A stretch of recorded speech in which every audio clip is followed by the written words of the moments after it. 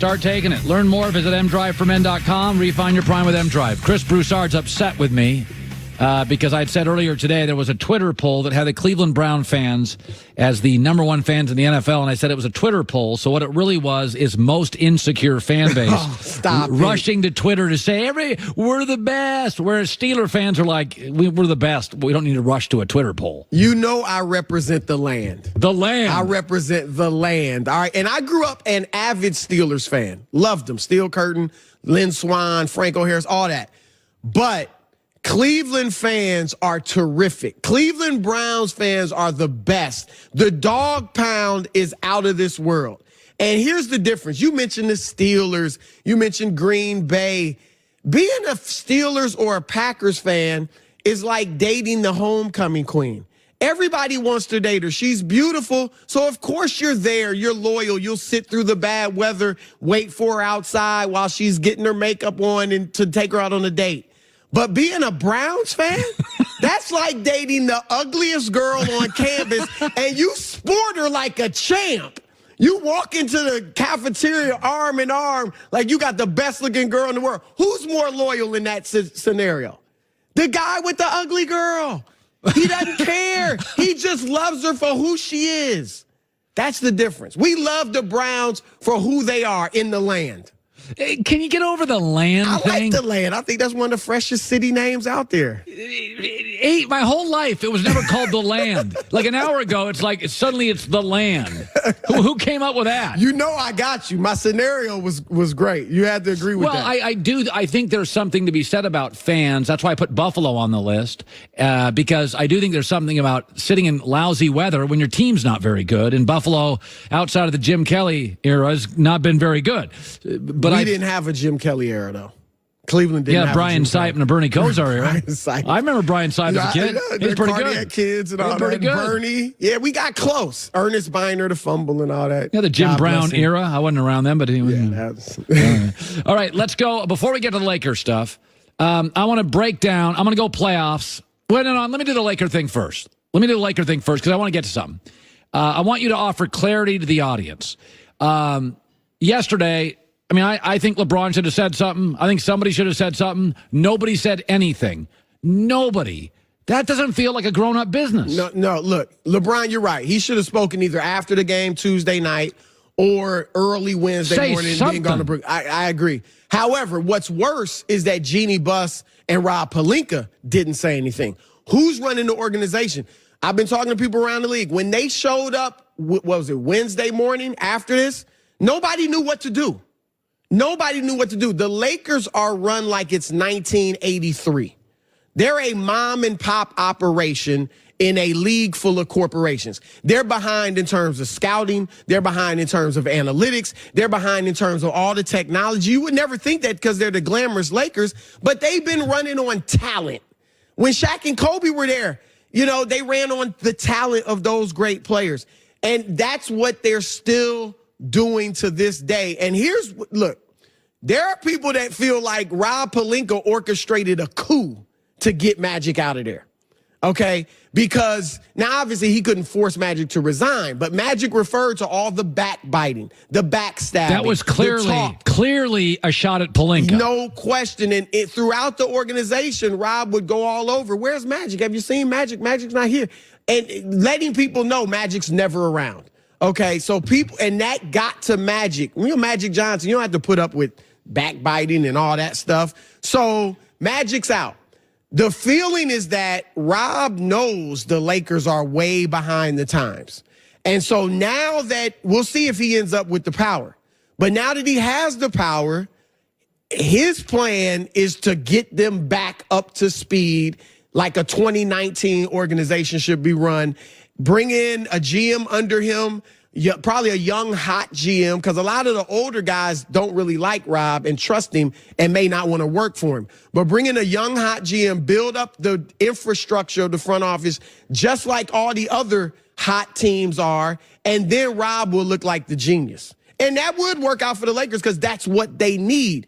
They could go other routes. We've all heard David Griffin. I think they got to sit down with David Griffin. But David Griffin will probably have to be the president and be able to do whatever he wants. He has LeBron's trust. He knows how to work with Rich Paul. And I'm not saying you don't turn the organization over to LeBron and Rich, but you do have to have their trust. So I think they should look at him. Obviously we threw out Jerry West and Masai Ujiri in Toronto, guys like that. But that is what a lot of people are thinking now. Rob, if he stays, he's going to build up this infrastructure the way it needs to be for modern day NBA basketball. Here's the other thing. Kobe Bryant he doesn't want to be the president or the GM or anything like that, okay? Mm-hmm.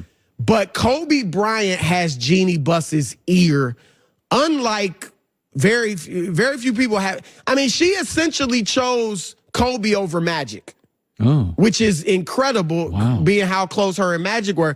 Magic, I believe when Magic and LeBron sat down for that 3-hour meeting a few days ago, Magic was like, I want to get rid of Luke and I want to get rid of Rob Pelinka. And then he went to Jeannie to talk about it. And Jeannie, as much as she wanted Luke, she would have let him do that. She was not going to let him get rid of Rob Pelinka. Why? Because of Kobe. So Kobe will always be behind the scenes. Not that he's trying necessarily to manipulate the situation, but she trusts Kobe. She loves Kobe. She's going to go to Kobe. What do you think about this trade? What do you think about hiring so-and-so? What do you think? And Kobe's going to have a say. The thing is, he's going to have a say removed from the day-to-day operations of what's going on in the league and the NBA. So he won't have the context to know all the other things going on, but he's just going to share his opinion. I don't know that anything's going to get done with the Lakers without Kobe kind of signing off on it and Jenny thinking Kobe's with it. So they need to upgrade. They need to... The mom and pop in a corporate world. That's what they are. That's what they are. All right, let's go through the playoffs real quick here. Let's start with the Western Conference. Warriors 1 seed against the Clippers 8 seed. No upset, right? Both shoot threes well. No, Golden State. Okay. Rockets, Jazz. Jazz are very efficient. May be the Boston of the West. Well-coached, rim protector. Can't shoot much. Rockets win. The Jazz are scary because, as you say, rim protector. So what does Houston do? Threes or at the rim? Right. The stuff at the rim is going to be tough. If they run Houston off the three-point line, like San Antonio's done in the past, run them off the three-point line and make them drive, they're not going to stop at 15 feet and pull up. They're going to go all the way to the rim, and then you got Rudy Gobert, the best rim protector in the league, right there. So they can be tough, but I'm going with Houston. I just don't think the Jazz have enough shooters. They're not ready, right. Thunder Blazers. Thunder dominated the series. Westbrook get out of the first round? I think he does. Yeah, I like the Thunder in this one. Just partly because I think the Thunder do have a lot of talent, obviously, even though they kind of ended the season in a spiral. And Portland's just banged, obviously. C.J. McCullough had a knee injury. He's back, not 100. Nurkic is not there. So, they're going out again in the first round. Okay, Nuggets can shoot, and they're deep, but their 3 best players have never been in the playoffs. Chance the Spurs upset the Nuggets? I got the Spurs. Pulling off the upset, and probably in 6. Because it's going to be tough to go there in a Game 7 and win in Denver. But I think the Spurs, look, Jokic is the best player on the floor. But then the next 2, right, are LaMarcus and Aldridge and DeMar DeRozan. They obviously, as great as Mike Malone is as a coach, and he's second on my Coach of the Year ballot behind Mike Budenholzer, obviously Pop's got the edge. And the big thing is, as you said, experience. And in the playoffs, you need a guy that, when all else fails, can just break down the defense and get his offense off. Denver doesn't really have that type of guy, as good as Jokic is. So I like the Spurs for the upset. Okay, so you got Warriors, Rockets, Thunder, Spurs over the Nuggets. All right, let's go to the East. I'm going to tell you quickly, I got the Thunder upsetting San Antonio. Well, I don't know if it'd be an upset, but beating San Antonio in the next round, and Golden State, OKC in the conference finals. Golden State winning. OKC in the Western Conference Finals. Yes. Be a shame to see them upset by Portland. Westbrook is awesome. Say it. Let's go to the East. He's very talented. Let's go to the East. Bucks, Pistons. They could. Apathy is the only roadblock for Milwaukee. This is a massive. Right. Blake Griffin. Credit to Blake Griffin. I watched the Pistons play about 2 weeks ago. Blake's had a great year. So he's maybe the 3rd best player in the East, 4th best player in the East. He's had a great year. He has had a very good year. Blake is a great player. Blake should be a Hall of Famer. Oh, yes. Right. Blake Yeah. is a great player, but I think we're overstating it. He's in the East. They're the 8th seed. If you're that great in the East, you shouldn't be the 8th seed. That's all I'm saying. I think he's playing more. He's handling the ball. He's shooting threes more. It's nice, but Celtics, Pacers. I think the Pacers, when they lost Victor Oladipo, played with a great deal of heart for about 6 weeks, and I think they've been sort of unveiled. They don't have enough shot makers. Nah. It's Boston, but it'll be tough. But Boston. Okay, Raptors over the Magic, not close, right? Raptors. Okay. Sixers players: Tobias, Simmons, Butler, Embiid. Embiid's hurt. Their best 4 players haven't played that many games together. I think the Sixers are vulnerable In the first round? Do you know what you're going to get from Tobias Harris and Ben Simmons? Are you sure Embiid's not going to play this weekend? They're beating Brooklyn. They're beating. Now, I agree. It's the fact that Embiid is questionable, that bothers you.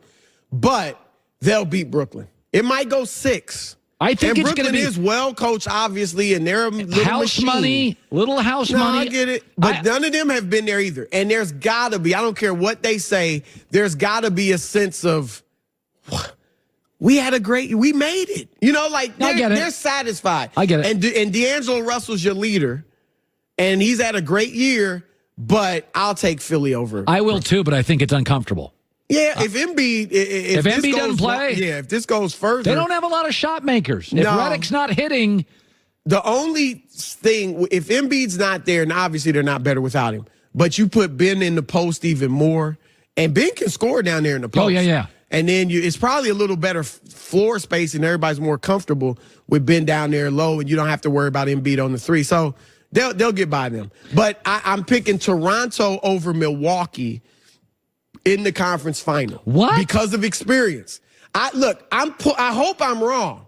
I'm pulling for Milwaukee. My 2 favorite teams in the East are Milwaukee and Philly.